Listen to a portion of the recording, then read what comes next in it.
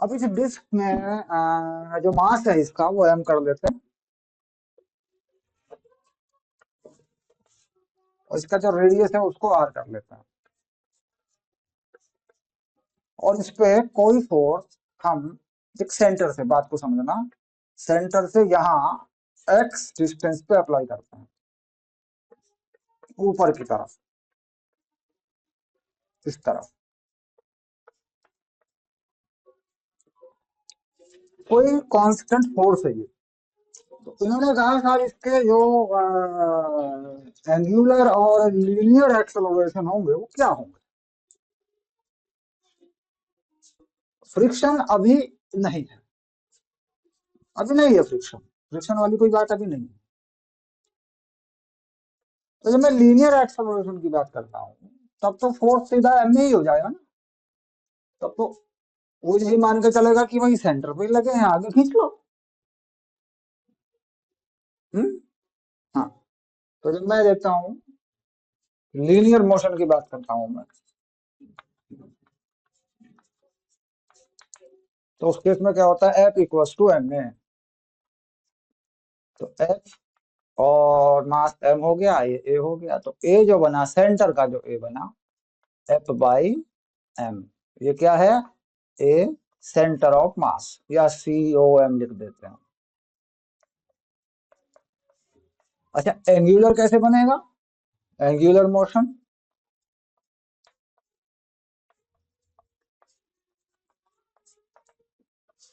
Centre के about torque देखें और देखें घूम कैसे रहा है। हम्म, सेंटर के अबाउट टॉर्क देख लें और देख लें घूम कैसे रहा।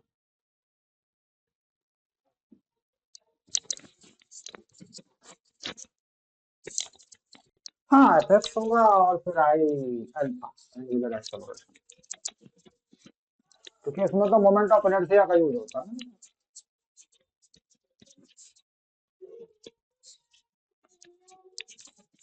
तो क्लॉक क्लॉकवाइज इस तरफ देखा जाए, है तो एक्स एफ लिख दें और आई अल्फा लिख दें, ये एंगुलर एक्सेलरेशन। तो एक्स एफ और ये हो जाता है m are square by 2 alpha. हाँ, m r angular acceleration 2xf और एम आर स्क्वायर होगा। अब इन्होंने इन्होंने कहा कि प्योर रोलिंग में है, if pure rolling, if pure rolling, क्या ऐसा हो सकता है कि भाई फ्रिक्शन काम ना करे, जरूरत ना पड़े और ये प्योर रोलिंग में आ जाए, कहीं लगा दे हम फोर्स को। तो उसमें क्या करते हैं कि a c m equals to r alpha. Pure rolling का मतलब सर्कमफ्रेंस पे जो मैच करती है सेंटर ऑफ मास से घूमने को 2 पाई आर को, जैसे v equal to omega R हो जाता है ना। कॉन्टेक्ट पॉइंट जो होता है नीचे वो हमेशा रेस्ट पे बना रहता है और वो घूमते हुए आगे बढ़ती रहती है।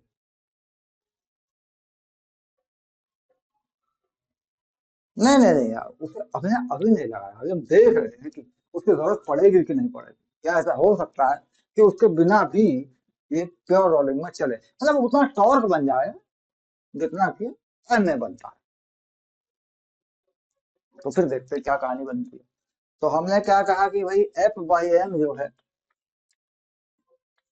आर एल्फा, एल्फा क्या बना 2xf upon M are square.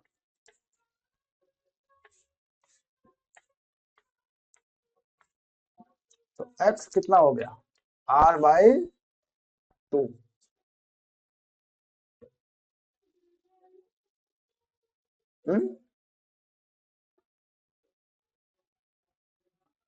मतलब इसका कहने का मतलब ये है कि अगर आप सेंटर से आधी रेडियस पे फोर्स लगा देते हैं तो जरूरत नहीं पड़ेगी फ्रिक्शन को। आप ट्रांसलेटरी मोशन और रोटेटरी मोशन मैच कर जाएंगे। अगर आप इसमें कोई फ्रिक्शन होगा भी, काफी ऑफ फ्रिक्शन होगा भी, दैट विल नॉट एक्टिवेट, उसकी वैल्यू कितनी हो जाएगी, जीरो। आर कटेगा, एक आर कट जाता है बेटा, यहाँ से कट जाता है। क्लियर। अब ऐसा किया है कि आप फ्रिक्शन लगा देते हैं। अब रोटेशन मोशन में क्या होता है कि फ्रिक्शन आगे लगाइए या पीछे लगाइए इससे फर्क नहीं पड़ता, क्योंकि अगर आपने फ्रिक्शन की डायरेक्शन को गलत कर दिया है, मान के चलिए, तो जब फाइनल करके आप निकालते हैं उसको तो उसकी वैल्यू नेगेटिव आ जाती है। तो इसका मतलब ये होता है कि भाई हमने डायरेक्शन को उल्टा कर दिया, बाकी कोई टेंशन वाली बात नहीं है। तो अब नॉर्मली क्या होता है कि मुझे इसे प्योर रोलिंग करानी है और एक्स के टर्म में आंसर लेना है और इस बात को भूल जाना है कि मुझे आर बाई टू पे लगाया, मैंने तो कहीं और लगा दिया, मैंने तो इसे नीचे लगा दिया या इसे ऊपर लगा दिया, आर बाई टू से नीचे लगा दिया या ऊपर लगा दिया या यहाँ नीचे कहीं लगा दिया। हाँ? तो मैंने कहा कि साहब फ्रिक्शन जो है आगे की तरफ काम करता है और प्योर रोलिंग है, तो ये तो स्टैटिक फ्रिक्शन है। लोग पीछे की तरफ मानेंगे ना, तो मैंने कहा उल्टा मान लो भाई, क्या फर्क पड़ता है। फ्रिक्शन आगे की तरफ काम करे ऐसी कंडीशन क्या हो, अगर नेगेटिव आ जाए तो कब आए नेगेटिव, इसका मतलब ये है भाई मैं ऊपर लगाऊं फोर्स या नीचे लगाऊं फोर्स, एक्स की वैल्यू कैसे रखूं। हाँ? तो इसमें क्या करते हैं कि फ्रिक्शन कितना काम करेगा इसका पता नहीं चलता, क्योंकि फ्रिक्शन की मैक्सिमम वैल्यू लिमिटिंग फ्रिक्शन तक हो सकती है। अब वो कोई जरूरी नहीं है कि लिमिटिंग फ्रिक्शन तक जाए मामला, हो सकता है उससे कम पे काम चल रहा हो, क्योंकि जब स्लिप होता है तो कंफर्म है काइनेटिक फ्रिक्शन और उसकी वैल्यू भी कांस्टेंट है। लेकिन यहाँ पे तो एफएस की वैल्यू का पता ही नहीं चलेगा, अगर मैं कहूँ कि नहीं एफएस की वैल्यू आप कंडीशन ही दे दे कि मैक्सिमम वैल्यू जो है किसी चीज की पूछी जाए और मुझे वो लगाना पड़े, तब तो ठीक है, मैं मैक्सिमम वैल्यू ऑफ फोर्स पूछ लूँ तो फिर मुझे वो लगाना पड़ेगा है। तो लेकिन ऐसे केस में तो नहीं, क्या जरूरत। तो अब मैं इसको दोबारा से देखता हूँ कि ये कहानी पहुंचती कहाँ है। जब मैंने फ्रिक्शन आगे कोई लगा दिया, ठीक है, अब इसमें क्या हुआ कि दोनों ही फोर्स आगे हैं। हम्म? तो जो मोशन का इक्वेशन जा रहा है, जिसे हम कहेंगे ट्रांसलेटरी मोशन, वो कितना जा रहा है, plus F S equal to M A. ये तो लीनियर है, पर दो खींच रहे हैं आगे, फ्रिक्शन उल्टा लगा रखा है। अच्छा, इसके बाद रोटेशन में क्या जा रहा है, ये जा रहा है क्लॉक, ये जा रहा है एंटी क्लॉक। तो यानी F X minus F S R equal to I alpha, क्योंकि ये आर पे है पूरा।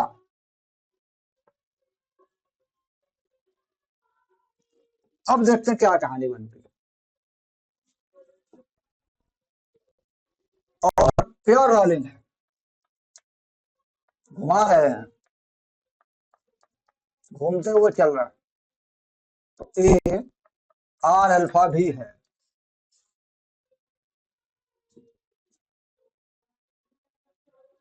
तो यहां से ए में बदल लेते हैं,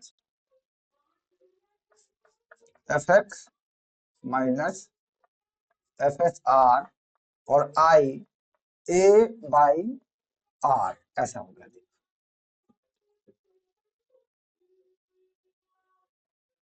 तो एफ एस का वैल्यू ऊपर से उठा के यहाँ पुट कर ले। हम्म? या फिर ऐसा पहले कर ले कि आर को हटा ले, कॉमन लेके इसके नीचे पहुंचा ले, यहाँ ले कर ले, एक ही बात हो जाएगी फिर वो, ठीक है। तो देख F X by R minus F S और I A by R square, अभी एफ एस आ जाएगा एम में माइनस एम।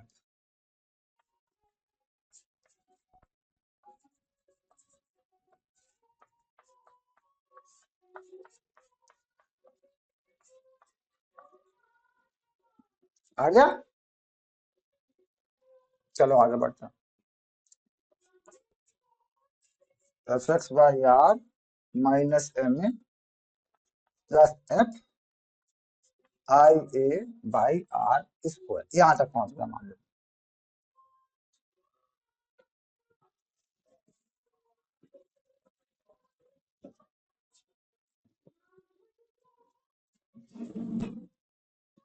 अब ए वाले टर्म को इधर ले आ, एफ कॉमन ले ले, x by are plus one,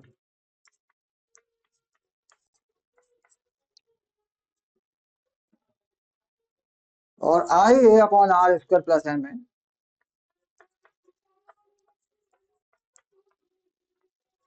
आई का वैल्यू डाल दे m are square by two, तो क्या हो जाएगा, एम बाई टू हो जाएगा, आर स्क्वायर तो कट जाएगा, एम ए बाई टू, तो three m a by two, f x plus r plus one, और ये तेरा ए बन जाएगा two by three F by M x upon R plus one. Clear, ये तेरा एक्सेलरेशन होता है। तो यहाँ ये देखने की बात है कि भाई एक्सेलरेशन आगे की तरफ है, वो पॉजिटिव है, तो एक्स की वैल्यू क्या मैं रखूं, मान लो मैंने एक्स को जीरो कर दिया, सेंटर पे लगा दिया, तो एक्सेलरेशन तो बनेगा। अब मैंने कहा एक्सेलरेशन तो जीरो है, नहीं जा रहा है कहीं भी, वही है, वही का वही घूम रहा है, को ये घूम ही नहीं रहा, बात ही खत्म हो गई, सब बैलेंस कर गए। तो एक्स की वैल्यू क्या करूं, माइनस आर कर दूं, नीचे लगा दूं बॉटम पे। हम्म? अब यहां से मैं ये देखता हूं कि फ्रिक्शन की वैल्यू क्या आती है। ये रहा देख फ्रिक्शन, फ्रिक्शन कैसे काम करता है। तो एफ एस की वैल्यू कितनी बन रही है, M A minus F, M A, तो ए तो एम ए तो यही हो जाएगा ना फिर, three F by two, two F by three, X by are plus one minus F, तो एफ कॉमन लिया मैंने, two by three X by are plus two by three minus one. अब मैं ये देखता हूँ कि फ्रिक्शन काम कैसे करता है, एक्स के साथ में उसका क्या रिलेशन, तो ये हो गया two by three X by R, और ये हो जाएगा माइनस वन बाई थ्री,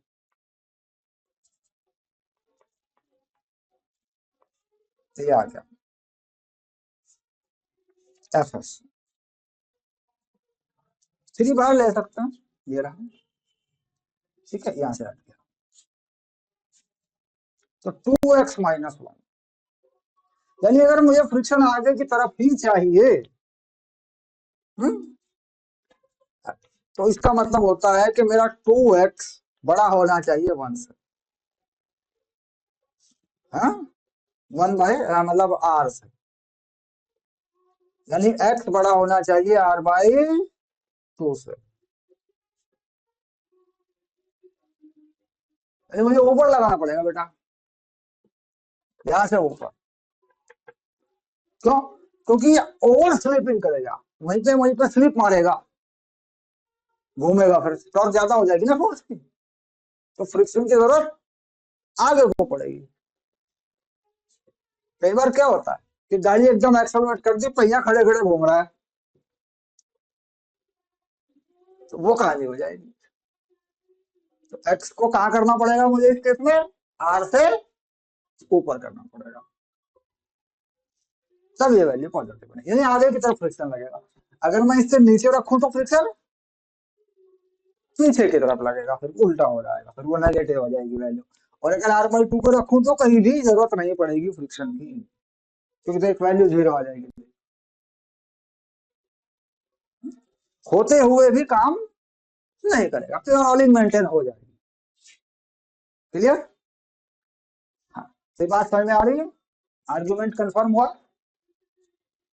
समझे कि यही एक आर्गुमेंट होता है जिसको हम लेके पता लगा लेते हैं कि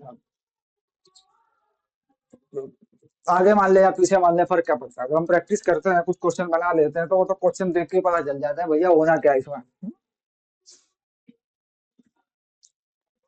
तो यहाँ फ्रिक्शन की डायरेक्शन को कहीं भी माने तो उसके बाद जब उसे वेरीफाई करते हैं तो पता चल जाता है कि आगे है कि पीछे है, पॉजिटिव नेगेटिव है, और कंडीशन भी निकल के आ जाती है।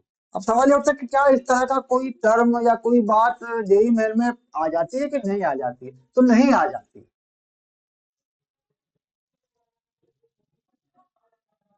क्योंकि जेई मेल में इतना बड़ा आर्गुमेंट नहीं आया करता। वहां पे क्या होगा कि फ्रिक्शन आगे माना तो ठीक है, पीछे माना तो ठीक है, तो क्वेश्चन पढ़ के ही पता चल जाता है। अगर हमें एक्सपीरियंस है तो हम लगा के निकाल देते हैं।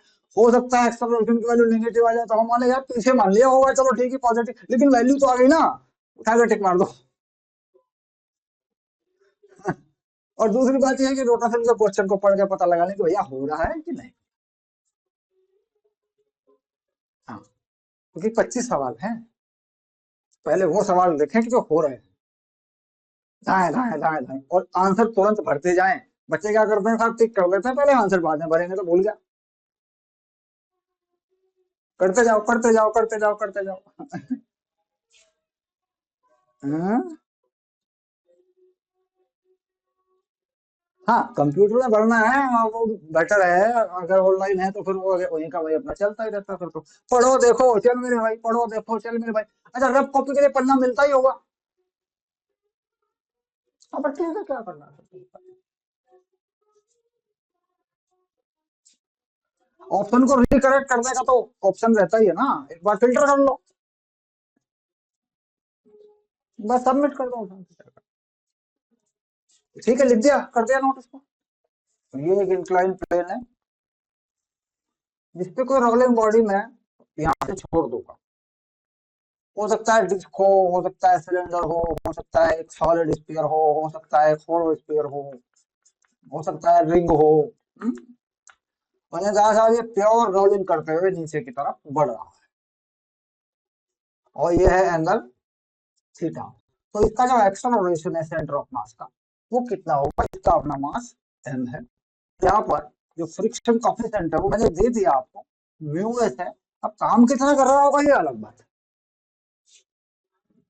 काम कितना कर रहा होगा ये अलग बात है। चलो घुमाओ शाबाश। नहीं, इसका आई मान के चलोगे तो मोमेंट ऑफ इनर्शिया आई लिख लेना, उसको आई की जगह पे आई ही लिख लेना, आई अल्फा ही लिख लेना।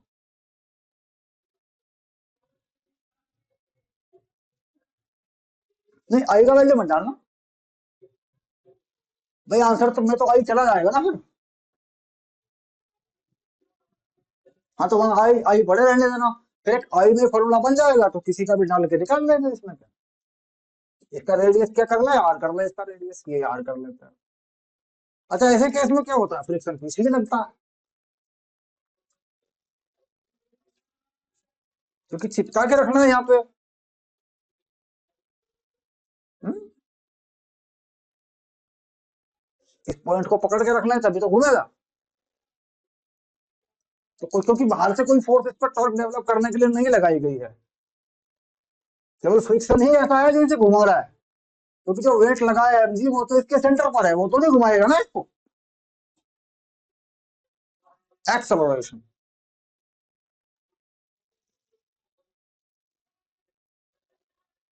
मतलब एंगुलर एक्सेलरेशन अल्फा का इक्वेशन बना लें और एमए का बना लें और उन्हें मैच करा दें।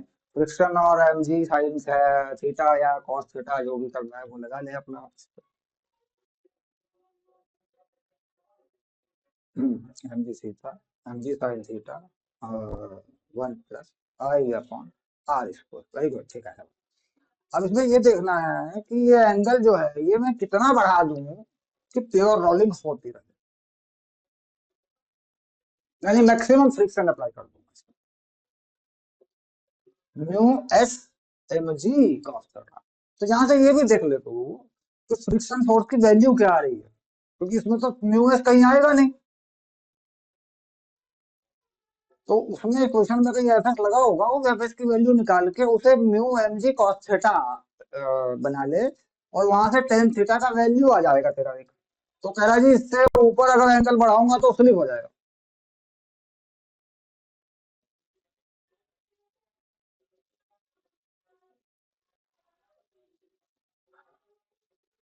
फोर्स की इक्वेशन में तो लगेगा ना, एफ आगे एम जी साइन थीटा आगे को और एफ एस पीछे को।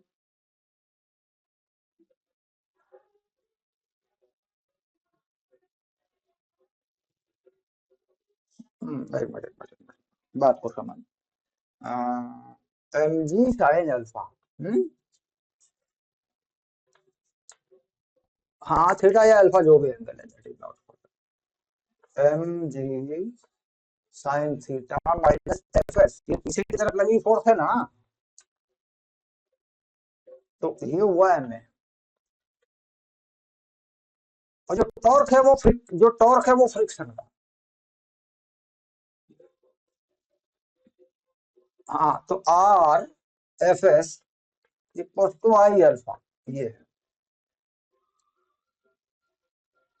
अब इससे अल्फा को ए बाई आर लिख दो, तो एफ एस जो हुआ आई ए बाई आर स्क्वायर हुआ,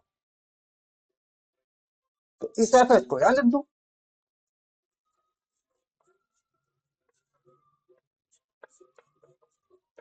ये किया होगा ना, तो इसे एक को इधर कर दो।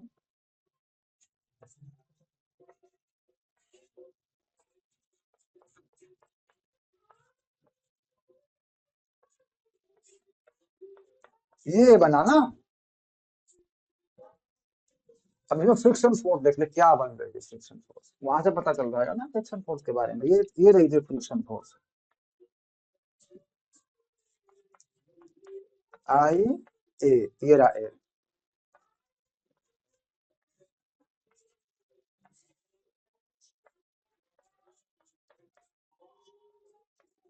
ये रहा। हम्म,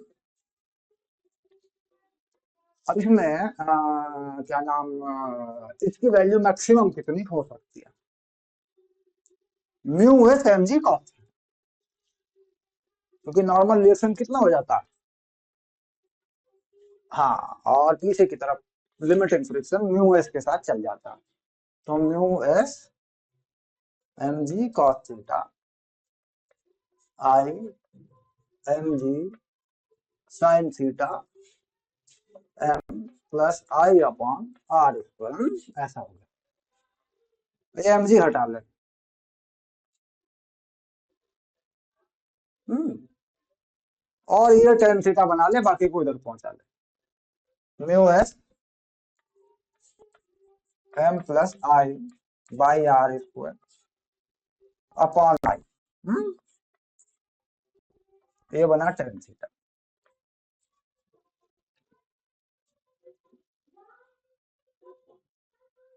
अब मान ले तू इसे एक डिस्क पर लागू कर देता, हम्म, तो आई का वैल्यू कितना पुट करेगा for disc, M are square by two, तो ठीक है, mu S M plus M by two हो गया,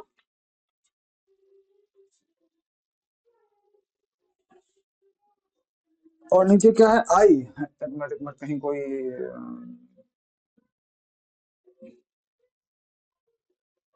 आई ए अपॉन आर स्क्वायर था ना, यहाँ पे एक आर स्क्वायर छोड़ा है ना मैंने, एक मिनट रुक जा। हम्म, हाँ हो जाता है, ये आ जाएगा। तो ये कितना होगा फिर एम बाई टू, तो ये हो गया टेन थीटा। ऐसा होता है, ये जो आई है ये M are square by two होता है, तो आर स्क्वायर तो कट ही गया, तो एम बाई टू हो गया।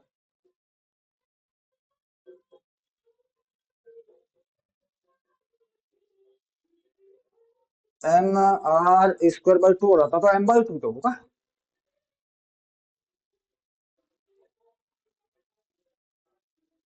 नहीं बेटा, R square I R square अलग चीज है, आर स्क्वायर तो यहाँ से आ रहा है ना, ये आई में इन्वॉल्व नहीं।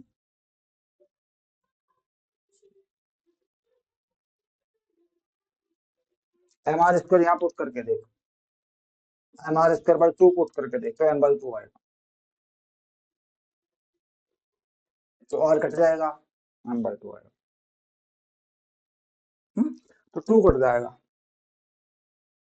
नीचे का, ऊपर 3 हो जाएगा। तो टेन थीटा कितना हो गया, mu S by 3 mu S.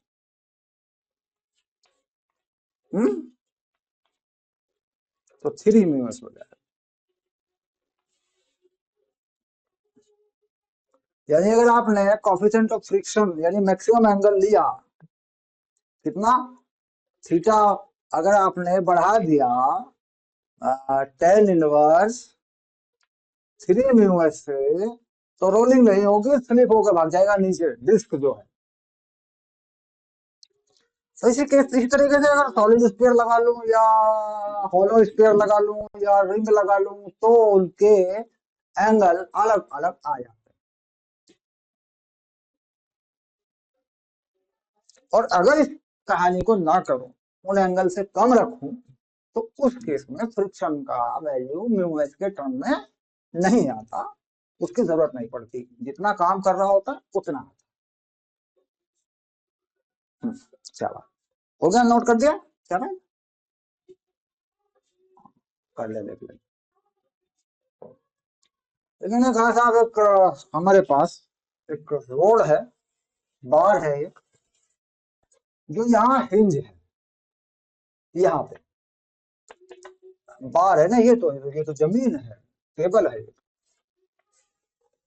ये तो टेबल है, यहाँ पर एक बार हिंज है ऐसे, यहाँ यहाँ है, ये हिंज है यहाँ, और जी नीचे की तरफ है, और इसका मास सेंटर पे काम करे तो एम है, और इसकी पूरी लेंथ को अगर मान लो तो एल है।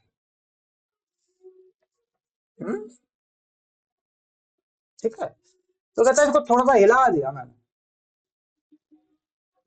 तो ये इस तरफ को गिर रही है।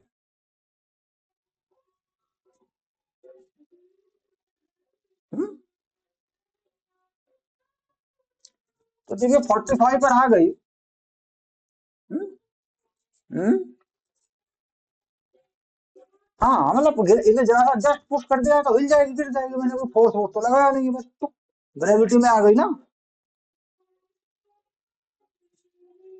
मतलब ग्रेविटेशन फोर्स को एक्टिवेट किया, कोई धक्का वक्का पुश वुश नहीं किया इसको। तो कहता जब ये यहाँ से एंगल थीटा पे आ जाएगी यहाँ से, तो इसके सेंटर ऑफ मास का एक्सलरेशन क्या होगा। हम्म?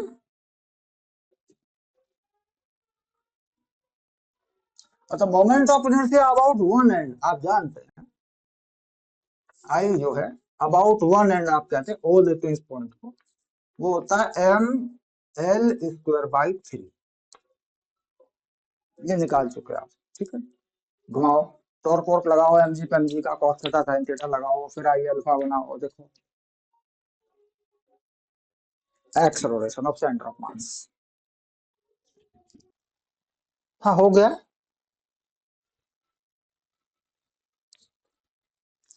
हो चुका है सवाल।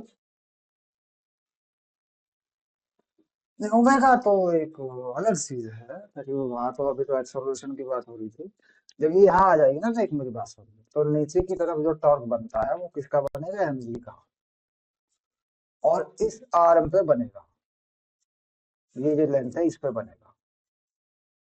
हम्म? तो ये जो लेंथ होगी ये वाली इस के अकॉर्डिंग L/2 साइन थीटा होगी, M G L/2 sine theta, बस। ये जो टॉर्क बनेगा यही बनेगा आई अल्फा सेंटर के लिए, तो M L square by 3 L. तो ये हो गया देख, 3 mg बाई 2 साइन थीटा, और ये बन गया तेरा एल एल्फा। जब सेंटर ऑफ मास का एक्सेलरेशन निकालेगा तो अल्फा के साथ L/2 लगा देगा, क्योंकि वही तो होता है ए इक्वल टू आर अल्फा, तो आर सेंटर ऑफ मास पे कितना आर है, L/2। और एम हटा देगा यहाँ से, एम तो कट ही जाएगा। तो ए सी एम जो आ रहा है वो आ रहा है 3/4 जी साइन अल्फा, ये आ रहा है। हाँ तो क्या हो गया, रोटेशन का तो पक्का होगा तो खिलाड़ी, क्या बात है।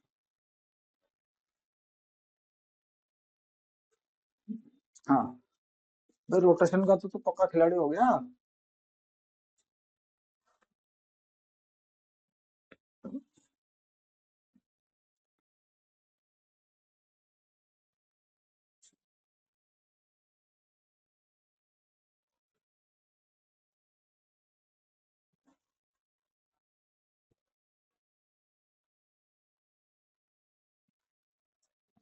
चलो अब देखते हैं एंगुलर मोमेंटम कंजर्वेशन।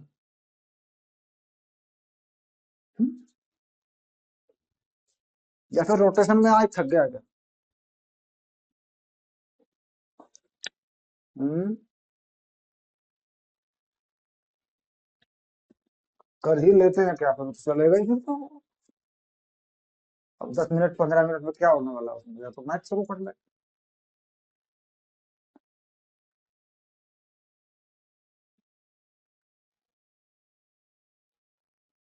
हाँ तो चलने चलने देगा नहीं, क्या दिक्कत है?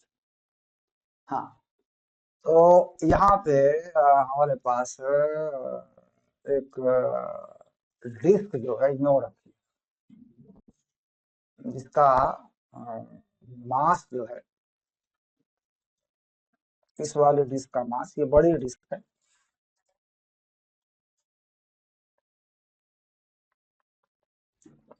और ये किसी एंगुलर स्पीड से घूम रही है, ओमेगा नॉट। मास इसका एम है, रेडियस इसका कैपिटल आर।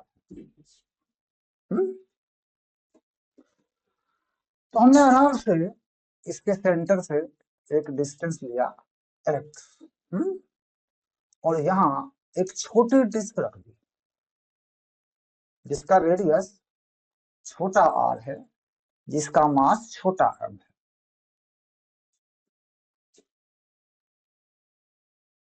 हाँ, इस डिस्क के सेंटर से इसका सेंटर। तो अगर आप नहीं आएंगे तो स्पीड क्या हो?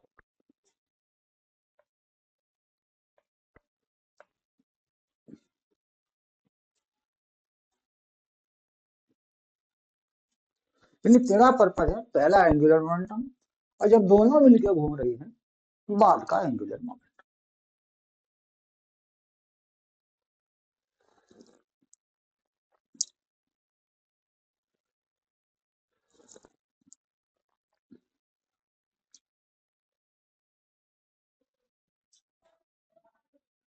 ऐसा होता है, पहले मैं बताता हूँ बहुत सिंपली। जो पहला एंगुलर मोमेंटम है वो लिख ले पहले, M M are square by 2 omega naught. बाद का आई लिख पहले, बस डिस्क, बड़ी डिस्क का तो ये रहेगा ना।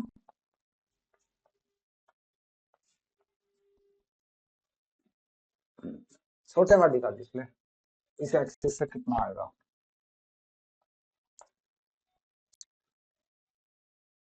हाँ फिर उसके साथ लगा देना।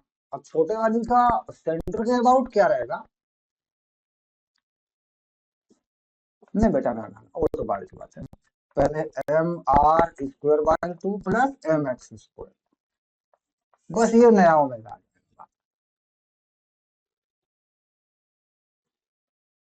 कंफर्म? तो ये होती है बात, और कुछ नहीं।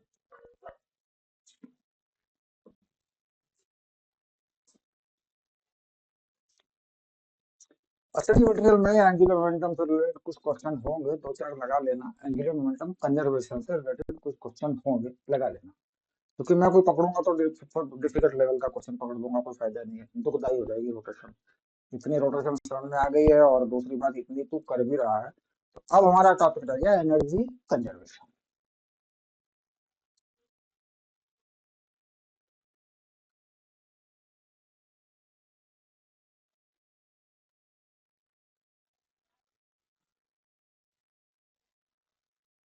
हाँ वो आ जाएगा, कोई इशू नहीं। तो हमारा टॉपिक रह गया एनर्जी कंजर्वेशन। अब एनर्जी कंजर्वेशन के साथ में अब आप एंगुलर मोमेंटम कंजर्वेशन मिला सकते हैं। तो ये कंबाइंड कंबाइंड टॉपिक रहेगा, यानी एक क्लास का काम और रहेगा। तो कल क्लास मैथ की कर ले, परसों इस पे काम लेते हैं। Okay, sure. कोई दिक्कत नहीं। बाय बाय, क्या बात। कल का टाइम मुझे भेज देना, हाँ?